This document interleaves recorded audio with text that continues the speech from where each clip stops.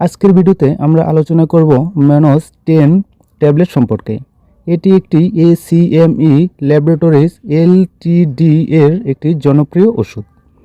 ম্যানোস 10 এর মূল উপাদান হল মনেটেলুকাস USP 10 মিলিগ্রাম, অর্থাৎ শরীরের অ্যালার্জি হাঁপানির জন্য দায়ী কিছু রাসায়নিক পদার্থের কার্যকারিতা কমিয়ে দেয়। এই ওষুধ মূলত অ্যালার্জিজনিত নাকের সমস্যা এবং হাঁপানি ব্যায়ামের কারণে শ্বাসকষ্ট প্রতিরোধে ব্যবহৃত হয়। তবে মনে রাখবেন, এটি হঠাৎ শুরু হওয়া অ্যাজমা সংক্রমণ বন্ধ করার ওষুধ নয়।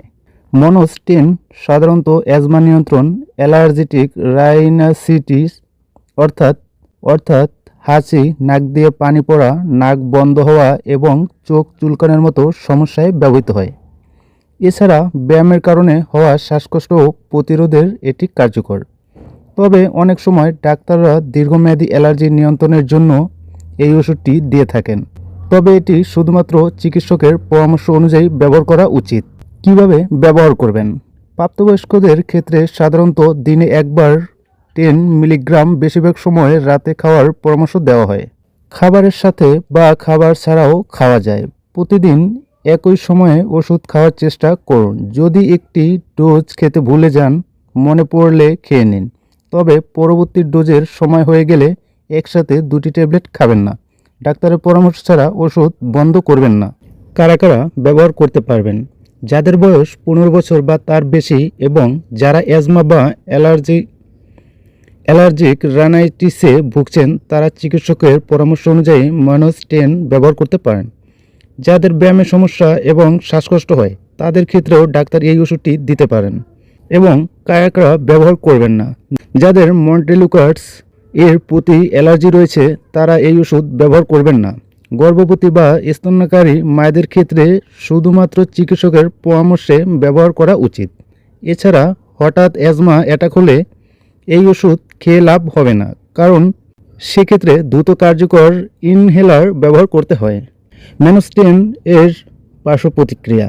ম্যানোস 10 সাধারণত নিরাপদ হলেও কিছু কিছু মানুষের ক্ষেত্রে মাথা ব্যথা, পেট ব্যথা, বমি বমি ভাব, ডায়রিয়া, মাথা ঘোরা বা ক্লান্তি হতে পারে।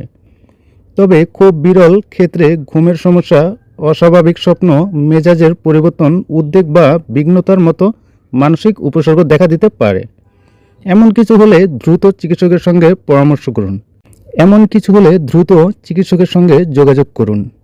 সতর্কতা: ম্যানোস 10 কখনই হঠাৎ শুরু হওয়ার অ্যাজমা অ্যাটাকের জরুরি চিকিৎসা নয়।